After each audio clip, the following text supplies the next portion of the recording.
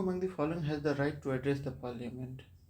Attorney General of India. Attorney General has right to address Parliament as per Article 88.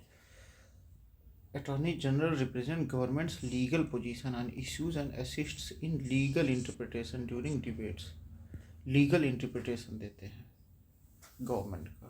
Role of AG in legal accountability of the executive. और AG ensures government decisions are legally defendable. और ये ensure भी करते हैं कि जो government का decision हो वो लीगली डिफेंडेबल हो. सही है. AG is not a government servant and can practice privately but can't appear against government. ये प्राइवेटली भी प्रैक्टिस कर सकते हैं लेकिन अपीयर नहीं कर सकते हैं against government. Clarifies difference between. अच्छा, अटॉर्नी जनरल आज R Venkataramani represented union in Article 370 and Supreme Court Collegium reforms. AG is often consulted on ordinance validity, GST council legal issues and federal disputes.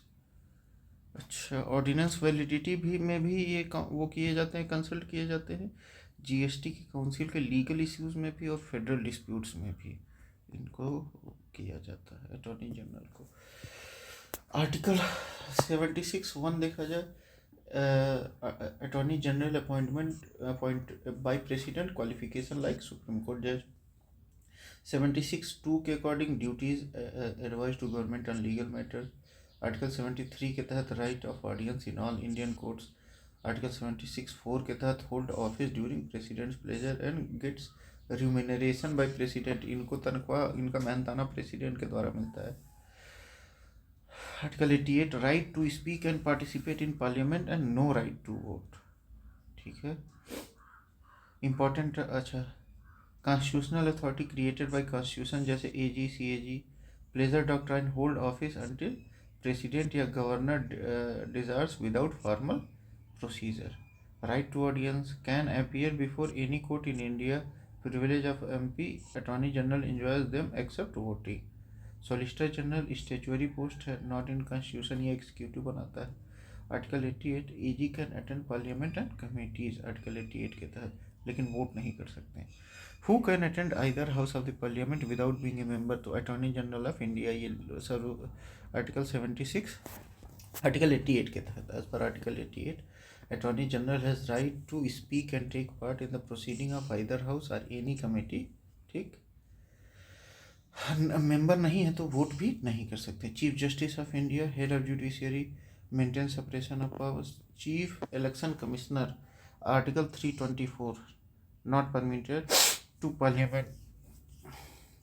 NHRC chairperson statutory body under protection of human rights act 1993, no participation rights in parliament. Statutory body जो मतलब constitution में mention ना हो लेकिन parliament एक act की तरह इसको बना दिया हो.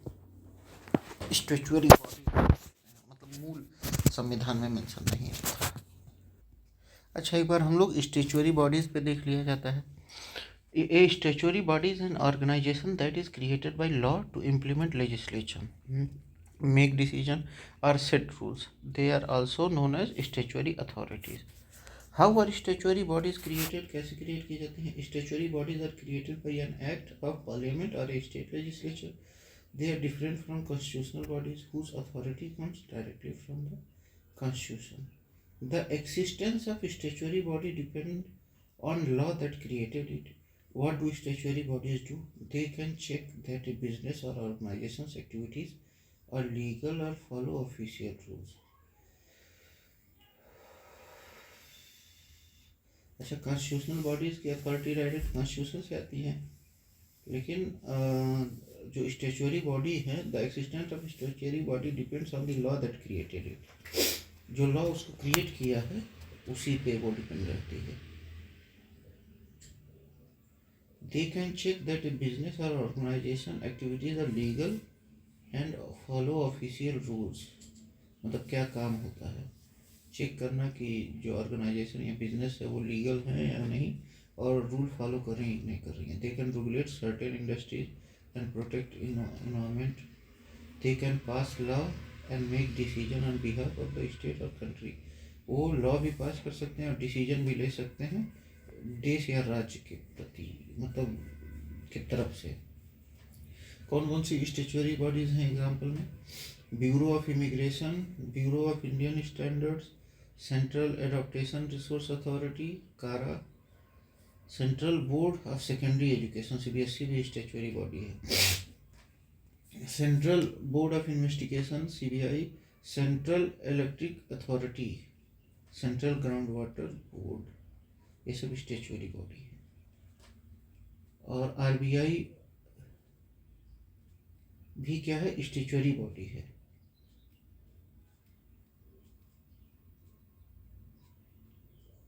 और ये मिनिस्ट्री ऑफ फाइनेंस के अंदर आता है।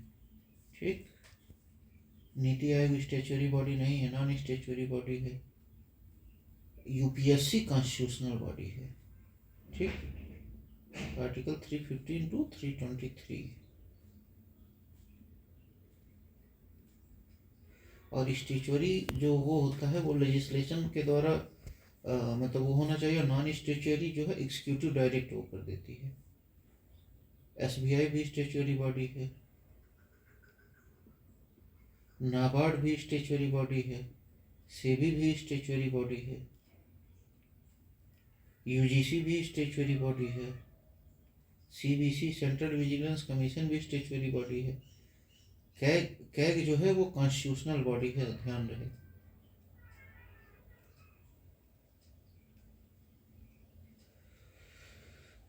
फाइनेंस कमीशन ऑफ इंडिया क्या है? ये कॉन्स्टिट्यूशनल बॉडी है, क्वासी जुडिशियल बॉडी है। चलिए ठीक है, अब आगे हम लोग बढ़ते हैं, देखते हैं कि क्या मामला है। Who has right to speak and be a member of parliament committee but not entitled to vote? तो ये है attorney general of India. Article 88 के तहत AG can participate in any house या जॉइंट सीटिंग या एनी कमिटी ऑफ पार्लियामेंट, लेकिन vote नहीं कर सकते हैं। आर्टिकल 88 के तहत वो ये किसी हाउस में बैठ सकते हैं या किसी भी हाउस में प्रेजेंट हो सकते हैं और किसी भी कमेटी में शामिल हो सकते हैं अगर वो कमेटी उनको आमंत्रित करती है। तो कैग कॉन्स्टिट्यूशनल ऑडिटर, ये ऑडिटर हैं। Article 148 no participation in parliament. Chief election commissioner independent constitutional authority does not speak in parliament. Chairman finance commission make recommendation and devolution of taxes but no right to participate in parliament. Which officer of the government of India can take part in the proceedings of parliament even if not a member? अच्छा, मतलब कौन से ऐसे officer हैं government of India के जो proceeding में part ले सकते हैं पार्लियामेंट के अगर वो मेंबर नहीं भी हैं? तो attorney general can speak in both houses under article 88। Vice president ex officio chairman Rajya Sabha not a member of parliament but can preside over sessions, can not vote unless tie breaking. If both houses in question attorney general is correct. If Rajya Sabha alone vice president also qualifies. अगर मतलब सिर्फ राज्यसभा का पूछा जाए तो vice president भी हो सकते हैं और अटॉर्नी जनरल भी हो सकते हैं, लेकिन अगर दोनों हाउसेस का पूछा जाए तो सिर्फ attorney general. Who among the following can participate in proceeding of both house? Attorney General. Attorney General under Article 88 is entitled to participate in both Lok Sabha and Rajya Sabha proceedings, has access to joint sittings and parliamentary committees too. ठीक, vice president Rajya Sabha only, chairperson, वो भले मतलब किसी के member नहीं रहते हैं लेकिन वो राज्यसभा में बैठ सकते हैं, मतलब किस हैसियत से? वहाँ के ex officio chairman. Solicitor general ये कॉन्स्टिट्यूशनल अथॉरिटी नहीं है। चीफ जस्टिस सिर्फ judicial role only. As a non member who can participate in either house of parliament. Either house, किसी भी हाउस की बात हो रही है तो attorney general. Right to attend and speak in either house, article 88। और vice president presides over Rajya Sabha but not a member of parliament. Thus both can participate but attorney general in both house, vice president in Rajya Sabha only. Solicitor general of India is legal adviser. Solicitor general legal adviser होते हैं और वो किसके अंदर काम करते हैं? Attorney general के अंदर। Solicitor general is a second ranking law officer after attorney general, not a constitutional post appointed by law officers. Conditions of service rules 1987. Assists AG and represent union government in court. Solicitor General कौन है? एक legal advisor है. He advises the government legally, particularly when AG is unavailable. Report to AG, not directly to PM or President. Who advises state government on legal matter? Advocate General. Article 165 provide Advocate General of the state appointed by governor. Qualifications must be eligible to become a High Court judge. Advises state on legal issues and represent it in High Court and Supreme Court. Legal issues पे advice करते हैं और high court और supreme court में मतलब सरकार को represent करते हैं.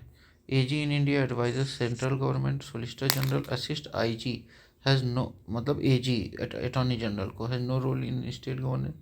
Chief justice of high court adjudicates, does not advise executive. Attorney General is part of Union Executive but not a government servant. Can engage in private practice with restriction, ensures legality of executive action and constitutional compliance.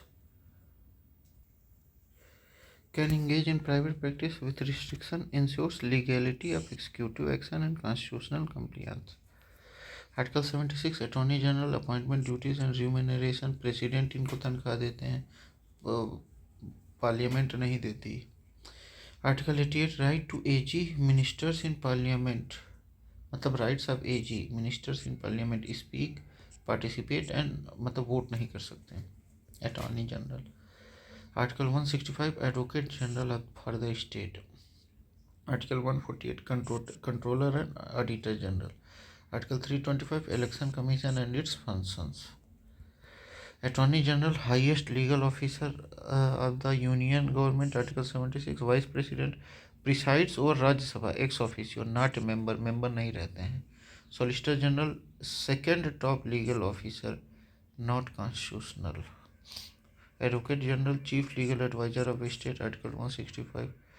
Article 88 right to participate in parliament without voting.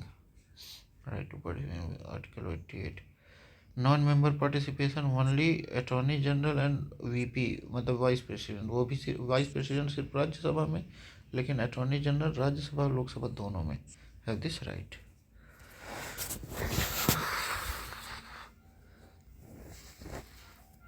एजी जो है attorney general constitutional है और solicitor general statutory.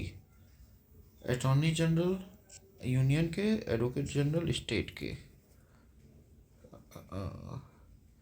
Who among the following is the legal advisor of state government? तो solicitor नहीं, advocate general. Attorney general Bharat मतलब union government के, solicitor general second law officer, advocate general state के हैं. Article 165 on advocate general is the chief legal officer of the state government appointed by the government. Governor must be qualified to be a judge of high court, can participate in proceeding of state legislature. Article 177 के तहत without voting rights, ये भी state के legislature में attend कर सकते हैं बिना वोटिंग राइट्स के. आर्टिकल 177 के तहत. Attorney general legal adviser to central government. Article 76. Solicitor general assist auditor general CAG audit financial statement, not legal adviser. The official legal advisor of the state government, Advocate General. Article 165. Advocate General is the state equivalent of the Attorney General. Advises state government on legal and constitutional matter. Chief Justice, head of judiciary. Attorney General only for Union. High Court, independent judiciary. Statement about Advocate General. Appointed advocate general, attorney general appointed by president नहीं, governor द्वारा, on governor's recommendation नहीं. CPC says high courts have original appellate and advisory jurisdiction at state level. मतलब ये हर level पे है. देखिए Appointed by the governor, not president. Article 765. High courts do not have advisory jurisdiction. High court के पास advisory jurisdiction नहीं होती है, उसके पास ओरिजिनल और अपीलिएट jurisdiction होता है, लेकिन advisory article 143 gives advisory jurisdiction only to supreme court. सिर्फ सुप्रीम कोर्ट के पास एडवाइजरी वो है, हाई कोर्ट के पास नहीं है, ये ध्यान रहे. The controller and auditor general is appointed by president. Article 148. President appoints CAG by warrant under his hand and seal. Independent constitutional authority होता है CAG removal like supreme court जज on grounds of proved misbehaviour और incapacity. Under which article is CAG appointed? Article 148 के तहत. Article 148 के तहत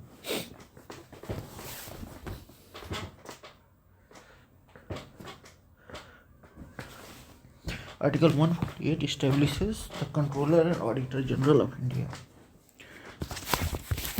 Article 146 officers and servants of the Supreme Court.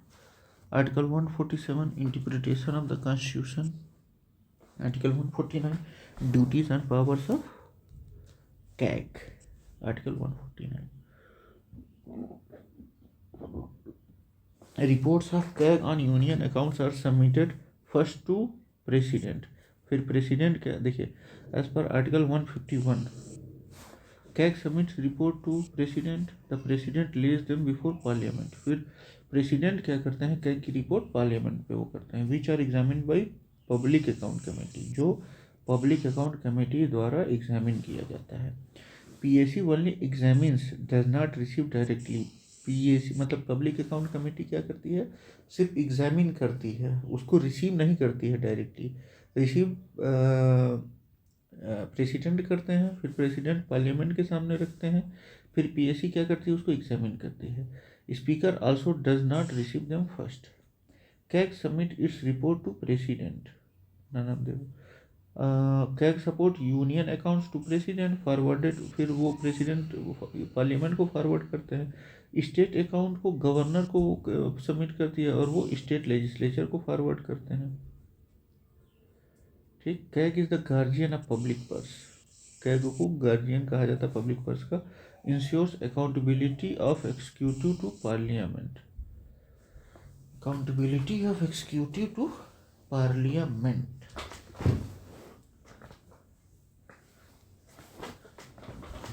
CAG का function, CAG's function audit of union and state accounts, performance audit, compliance audit. Audit of autonomous bodies, जो autonomous bodies हैं, university हैं और PSUs. CAG Act 1971 defines detailed powers, amended in 1976 for separation of account and audit. 1976 में audit और account को separate कर दिया गया था.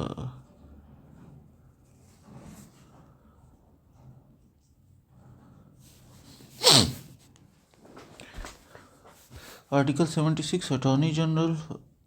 Article 88 participation of Attorney General in Parliament, not vote. Article 165 Advocate General. 148 CAG appointment. 149 power and duties of CAG. Article 151 reports of CAG. Attorney General, top legal officer of Union Government. Advocate General, State Government. Solicitor General assist IG, not constitutional, ये statutory हैं.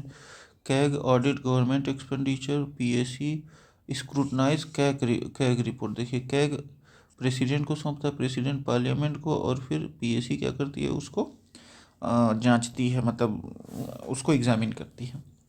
Advisory jurisdiction. Article 143 only supreme court have advisory power, high court के पास नहीं है. Plea of misbehaviour ground for CAG removal like supreme court जजेस. CAG and accountability. CAG bridges the gap between executive action and legislative oversight.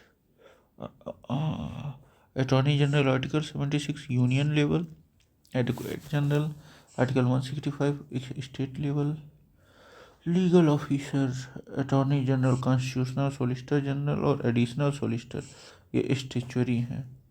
Solicitor general और additional solicitor ये statutory हैं. Constitutional protection to CAG, independent office, tenure protected, removal through Article 148(1) process. The Office of Controller and Auditor General of India was created by the Constitution, Article 148. The Constitution creates CAG as constitutional authority. He is the guardian of public purse and head of Indian Audit and Accounts Department. His power is detailed in Law, CAG Act 1971, but the post itself is constitutional. What are the salary and services condition of CAG?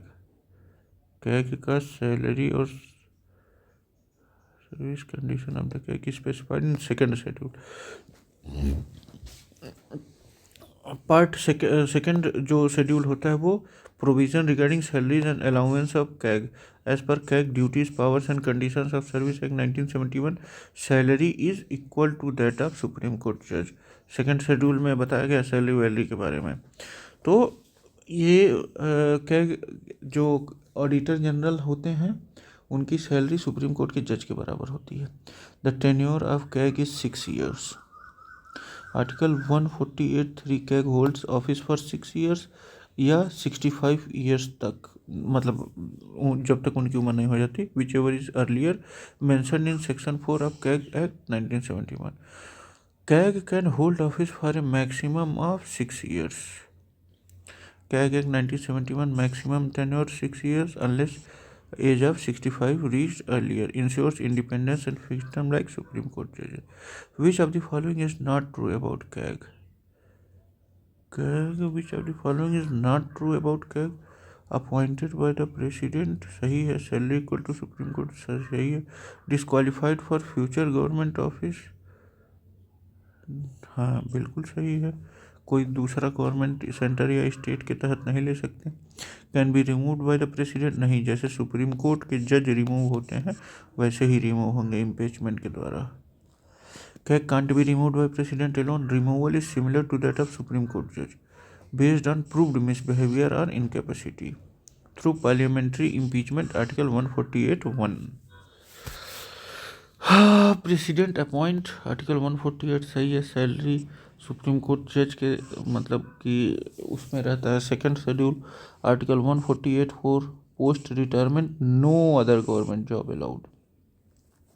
ठीक है. CAG can be removed in same manner as जजेस of supreme court. Article 148 CAG's removal process equal to जज of supreme court requires majority in both houses. Impeachment based on misbehaviour incapacity. Article 124(4). CAG must uphold constitution and laws of parliament. CAG ensures not just legality but also propriety of expenditure. बिल्कुल सही है. दोनों सही है. CAG conducts financial audit, accuracy of account, compliance audit, whether rules are followed, performance audit, whether programs are efficient. ये तीनों वो करता है CAG. और upholding the constitution is a broader responsibility. Propriety is also involves ethical and prudent use of public fund which goes beyond legal compliance. बिल्कुल सही है.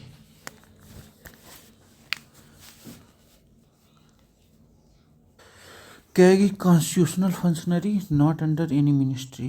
किसी मतलब मिनिस्ट्री के अंडर नहीं आता है. ये मतलब कॉन्स्टिट्यूशनल वो है, कॉन्स्टिट्यूशनल फंक्शनरी है. Report enable parliament state legislature to ensure physical responsibility to the executive.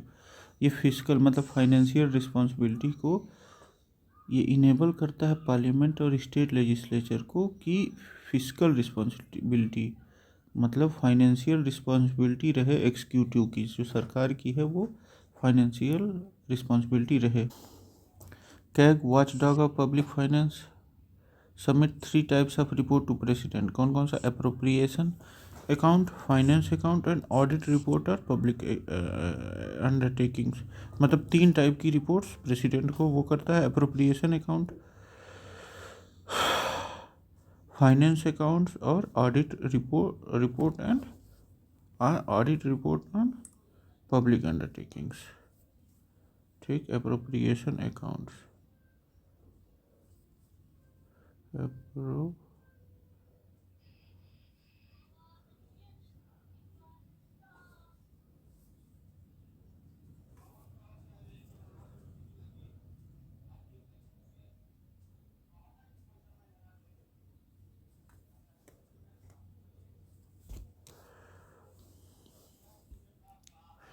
Article 148 appointment removal tenure. CAG का अपॉइंटमेंट रिमूवल और टेन्योर मतलब सुप्रीम कोर्ट के जज जैसे रिमूव होते हैं वैसे टेन्योर 6 साल या 65 साल। 149 duties and power, 150 forms of accounts. Accounts कौन कौन से? अप्रोप्रिएशन, फाइनेंस और audit on public undertakings. Article 151 submission of audit report to president और governor. Second schedule salary and condition of service. Types of audits by CAG. CAG कौन कौन से audit को, मतलब कैग किन ऑडिट्स को वो करता है? तो फाइनेंशियल ऑडिट देखता है कि एक्यूरेसी कितनी है, कंप्लीट है कि नहीं है और रिलायबल है कि नहीं है। Compliance audit, rules and procedure followed by, मतलब जो रूल और रेगुलेशन है वो फॉलो हुए हैं कि नहीं है। Performance audit, efficiency and effectiveness of schemes. जैसे 3 E's, economy, efficiency and effectiveness. 3 तरह के ईज, मतलब कि वो परफॉर्म कर रहे हैं कि नहीं कर रहे हैं। CAG constitutional auditor. Public account committee examines CAG report. जब पार्लियामेंट में प्रेसिडेंट सबमिट करते हैं तो। Appropriation audit checks if money used as per parliament section. Guardian of public purse, title of CAG. Propriety, whether spending was prudent, necessary, not wasteful. Impeachment removal procedure similar to Supreme Court judge. CAG की report थी 2023 में, उसने criticise किया था जो स्वच्छ Bharat mission के दौरान फंड्स यूटिलाइज नहीं हुए थे। रिसेंट फाइंडिंग्स क्या हुई हैं? CAG flagged anomalies in defence procurements and health sector subsidies.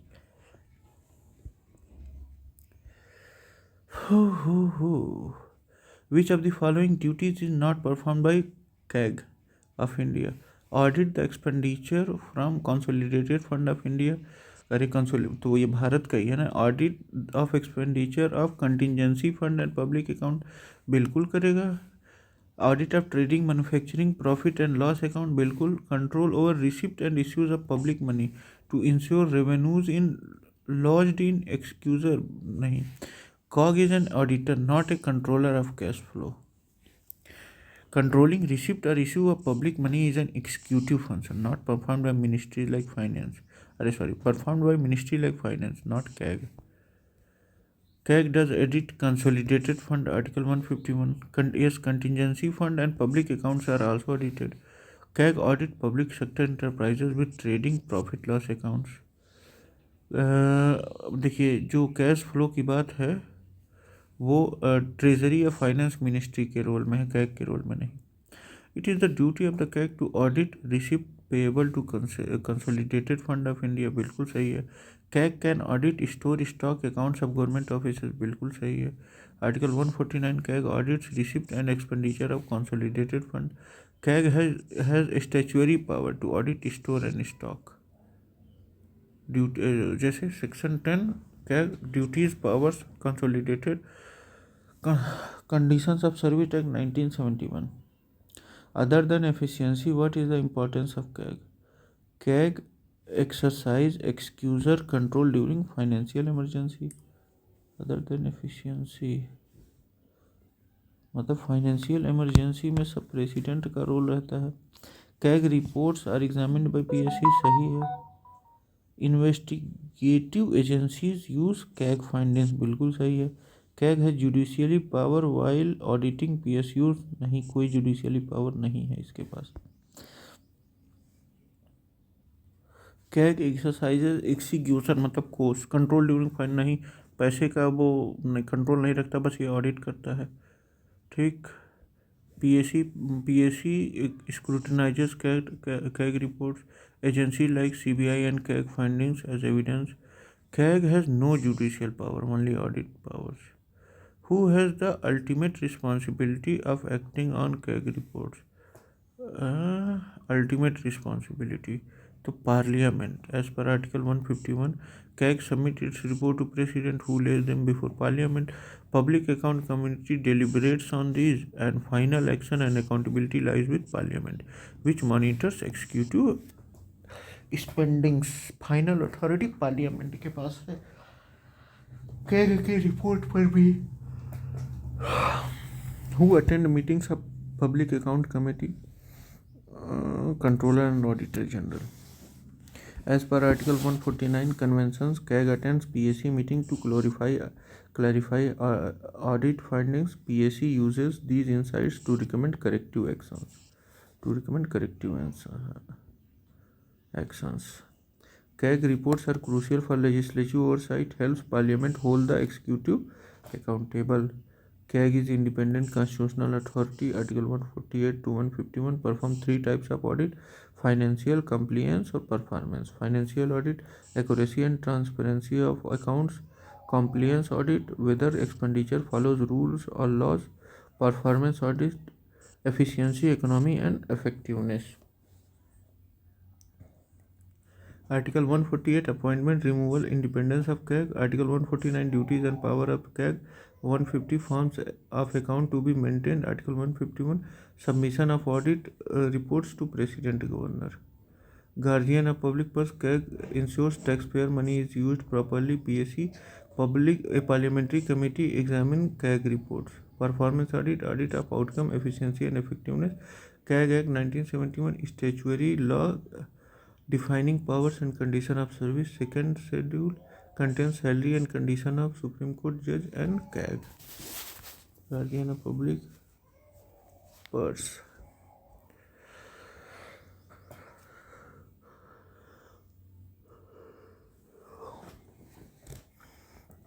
CAG controls treasury, नहीं, CAG audits, not controls revenue flow.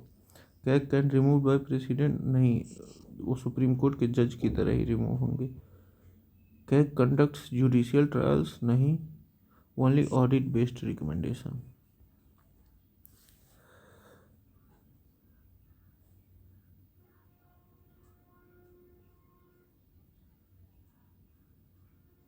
Which article of Constitution prescribe duties of Controller and Auditor General of India? Article 149. Duties, Article 148 तो बताता है CAG के बारे में, लेकिन duties बताना कौन बताता है?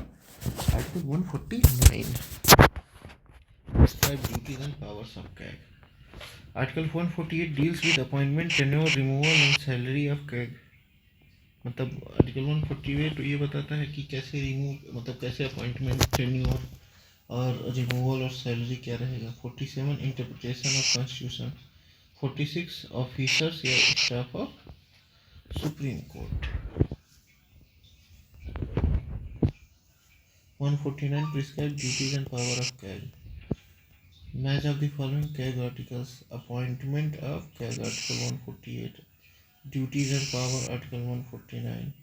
Audit reports Article 151. Form of accounts Article 150. Forms of account prescribed by President on advice of CAG. Audit report submitted to President or Governor Article 151. CAG is appointed by the President. He can be removed on address by both houses of Parliament. Article 148(1) CAG can only be removed like an Supreme Court judge. Article 144(4) क्या कहता है? Motion in both houses of the parliament passed by special majority. Ground proved misbehavior or incapacity. Article 148 appointment, tenure, salary, removal of CAG. 49 power and duties of CAG defined by law. Article 150 President prescribes accounting format of CAG's advice. Article 151 audit reports submitted to President or Governor. Article 124 for impeachment procedure applicable to CAG. CAG audit types: financial audit, whether accounts are accurate or complete. Compliance audit, rules, regulation and laws followed or not. Performance audit, economic efficiency and effectiveness. Which among the following is not true about the CAG? Administrative expenses are subject to vote of parliament. Administrative expenses. Which among the following is not true about CAG? Administrative expenses are subject to vote of parliament. CAG is negligible. मतलब हाँ बिल्कुल सही है ये. CAG is negligible for further government office post retirement. अच्छा ineligible, eligible तो है लेकिन मिलता नहीं. पहला statement not true. Article 148(6) CAG salary and administrative expenses are charged on the consolidated fund of India, not subject to vote on parliament. Vote की जरूरत नहीं होती है, ये कंसोलिडेटेड फंड से मिलता है. Article 148(4) CAG is not eligible for future government post, union or state. CAG is a friend or guide of public account committee. Guardian of public purse, uphold financial accountability. PSC legislative oversight committee.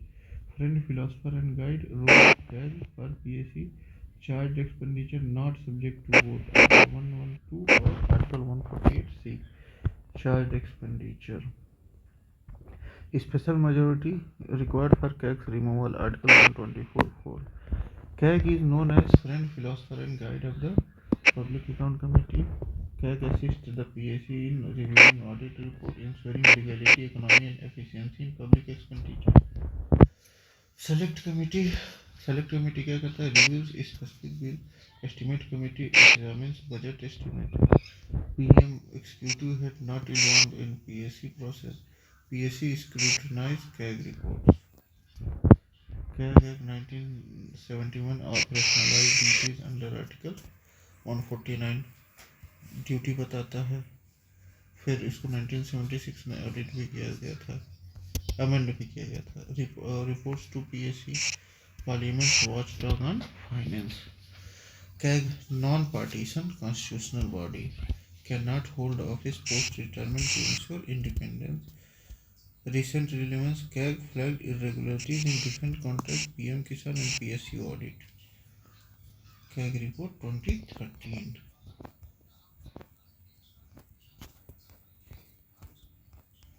The power to grant or refuse leave to the CAG. The power to grant or refuse leave to the CAG shall vest in President. As per Article 148(3), the second schedule, the President has power to grant or refuse leave, approve conditions of service, salary and leave of the CAG. CAG is independent of executive, hence neither PM nor finance minister controls his service decisions. In which year was the accounting separated from auditing, limited CAG to audit only? 1976. CAG duties, powers and condition of service amendment in 1976 came into force on 1st March 1976, separated accounting from auditing, limited CAG to audit role only.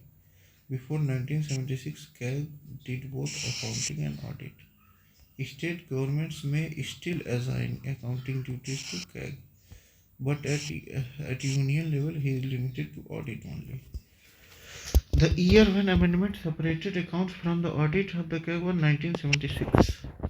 Some of the above 1976 amendment to the Act 1971 relieved that CAG of responsibility to prepare account. CAG now audit consolidated fund, contingency, flood, public account, PSUs, ministries, schemes, etc.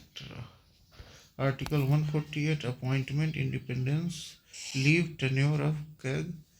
जबकि 149 power and duties of CAG determined by Parliament. Article 150 form of account of union and states. Article 151 submission of CAG reports to President, Union and Governor States. Article 154 removal process similar to Supreme Court judges. Account of the state are controlled by, मतलब इनके द्वारा, CAG के द्वारा. CAG controls both union and state account under article 149 and CAG Act 1971. He audit receipt and expenditure of state government, state PSUs, departments, authorities, local bodies through state EG offices. Neither governor nor CM nor finance secretary exercises financial control over CAG's audit function. Who is known as the guardian of public purse? CAG. CAG is referred as guardian of public purse because he audits government revenue and expenditure, ensures legality, economy, efficiency and effectiveness in the use of public funds, acts on behalf of Parliament, giving it financial oversight. Term first used by Dr. B.R. Ambedkar during Constituent Assembly debates. Guardian of public purse किसने कहा था सबसे पहले? Doctor B.R. Ambedkar ji ने.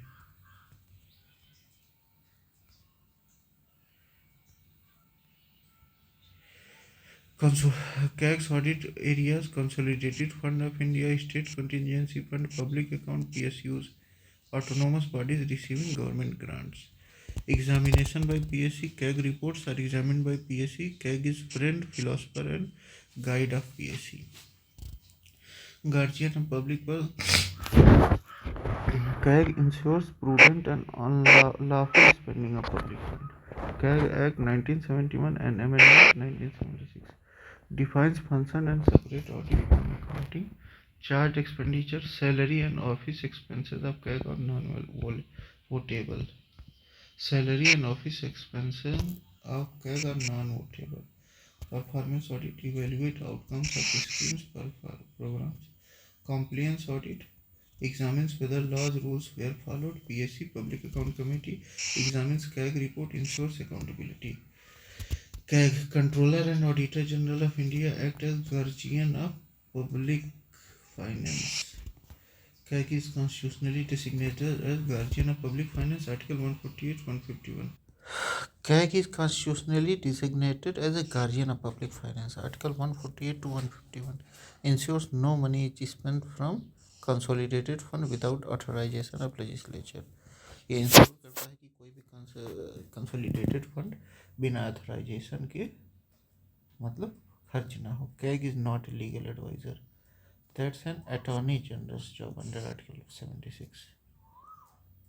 CAG ensures financial accountability and legality of expenditures.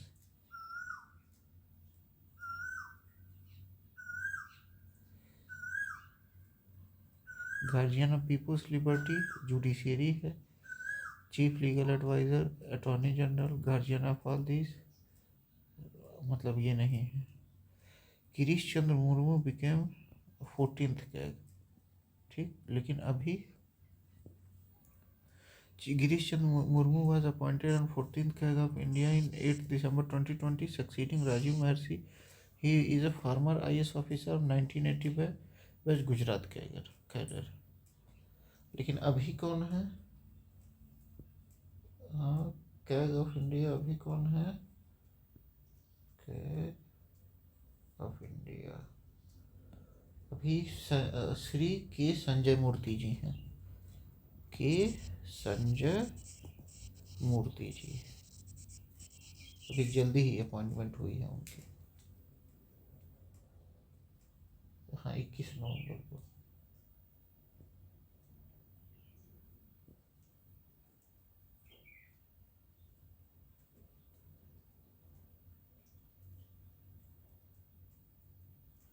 ये मतलब 28वें CAG हैं 28th CAG CAG।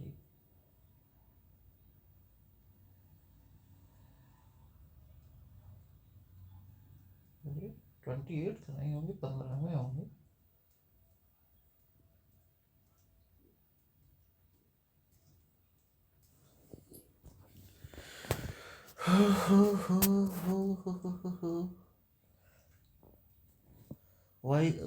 Vice president Rajya Sabha ex officio chairman of Rajya Sabha article 64 CAG public account committee friend philosopher and guide of PSC submit audit report and explains them solicitor general supreme court. ये मतलब सहयोगी होते हैं attorney general के, represent government in supreme court, not a constitutional post, ये statutory post है।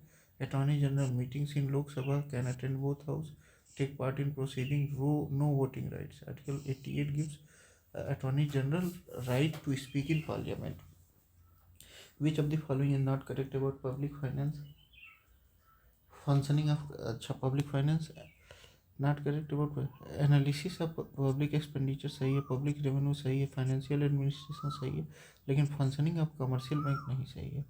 Public finance study of government's role in economy focuses on public revenue, taxation, non-tax revenue, public expenditure, welfare, infrastructure, defense, public debt, budgeting and financial administration. Commercial banks fall under private or finance bank.